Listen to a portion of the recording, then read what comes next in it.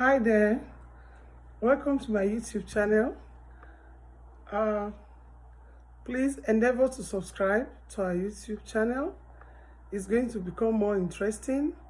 What I've done previously, I do videos on organic drinks and I teach children in my videos. I've done a lot of homeschooling, a lot of option classes and skill acquisitions. But for today, I am going to be talking about my book. In case you have not heard about my Edo book, it's loading. Very soon, we're going to be launching it. The title of the book is Ununozędo, kevbę, Ebonozędo. Ununozędo, kevbę, Ebonozędo. That's the title of the book. I wrote a subtitle there too that says, Learning Edo Language with Ease. So let me just quickly tell you a little about the book. Well, I decided to write this book because most of our children in diaspora, they cannot pronounce their names and they don't even know how to write their names using the diacritics. So based on that, I decided to quickly put some ideas together so that those who are interested to learn how to read and write Edo, and then children in diaspora who cannot pronounce their names, some of them don't even know that we have Edo voice, Edo consonants, Edo syllables, or using the diacritics to spell your name. For example, when you say Uswanlele, it means that you are writing U-S-U-A-N-L-E-L-E. Remember, the lele means the E after the L, there is a diacritic. And the other E also has a diacritic. Can you imagine what the is doing upstairs? Anyway, so let's quickly do this. About the book, I'm still talking about Ununozędo, kevbę, Ebonozędo. About the book, Edo people have a monarchical kingdom headed by the Oba of Benin. Edo language is the mother tongue spoken by the Benin Edo ethnic southern minority group in Benin Kingdom, Edo State, Nigeria, West Africa. It is our first language. English is our second language, or lingua franca, because we were a British colony. In this book, I did some expose on Edo language, bearing in mind the beautiful cultural values, beliefs, traditions of the indigenous people. This book cuts across the vowels, consonants, diacritics, as they affect the pronunciations and syllables of Edo language, words. Also, the circumstances surrounding our names, adjectives, poems, short stories, comprehension, and writing a research paper in Edo language were all covered in this book. When I say we are talking about the book, generally, first of all, we need to teach our children Edo vowels. So, during the teaching of Edo vowels, we may have to quickly talk about the diacritics. After that, we talked about the consonants, the 2-letter and 3-letter words, definition and application of syllables during pronunciation, Edo language greetings and exchange of pleasantries, Edo proverbs, short sentences and poems, songs, adjectives, singular and plural, family names, short stories, letter writing, comprehension, bronze casting, naming ceremony, marriage ceremony, Edo cultural heritage and beliefs, writing a research paper in Edo.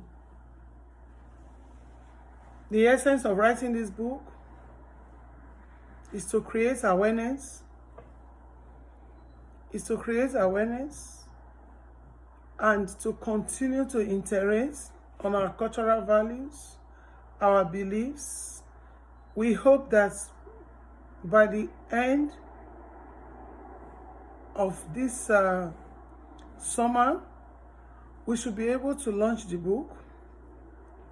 And then we'll encourage parents, children, students, adults to grab a copy of this book, because it's going to expose your children. It's going to expose our parents. It's going to expose friends to the reading and writing of Edo language. Edo language is a language that comes with diacritic. When spelling Edo language, especially the voice, vowel O and vowel E. The vowel O and E is the most tricky vowels in Edo language. Once you are able to ascertain where the diacritic should be, the pronunciation becomes simple. So guys, I am looking forward to everyone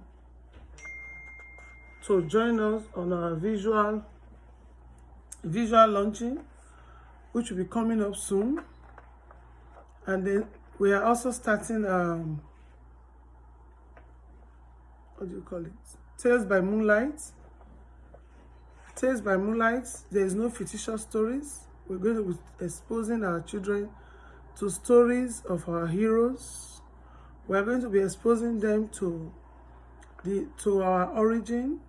We're going to be telling them stories that affect the Edo person and some of the great people who have fought for Edo Kingdom to remain where we are today. So there will be no fictitious stories. It's going to be stories about our people and about our ancestors and our Oba and our grandfathers, all that. So I think I will stop here. Do not forget, the title of the book is Ununozędo, kevbę, Ebonozędo.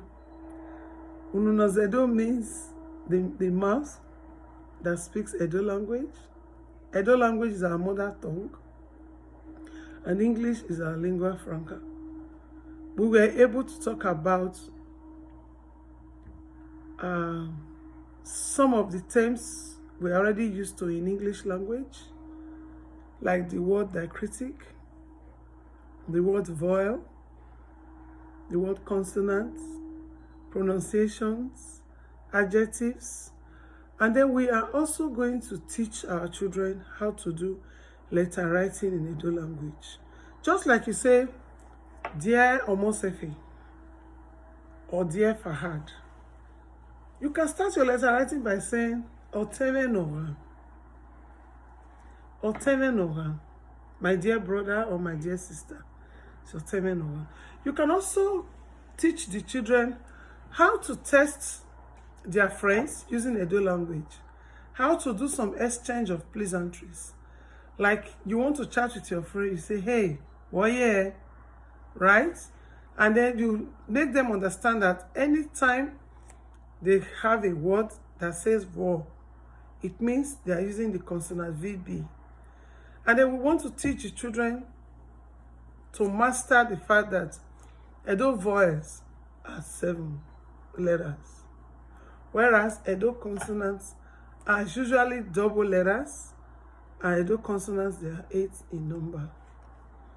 So subsequently, we'll proceed by teaching them the syllables, how to use syllables for your pronunciation, how to use syllables to handle your pronunciation. Like when you want to pronounce names like Iye Kekbolo, it means that you're going to break it into syllables. And to break that into syllables, you will just write anywhere you hear pronunciation in Edo that says E, automatically it means vowel I. Vowel I, like as you have in Ikpomusa or Iyekekbolo. So breaking Iyekekbolo into syllables, you should be able to break it into 4. And that's Iyekekbolo.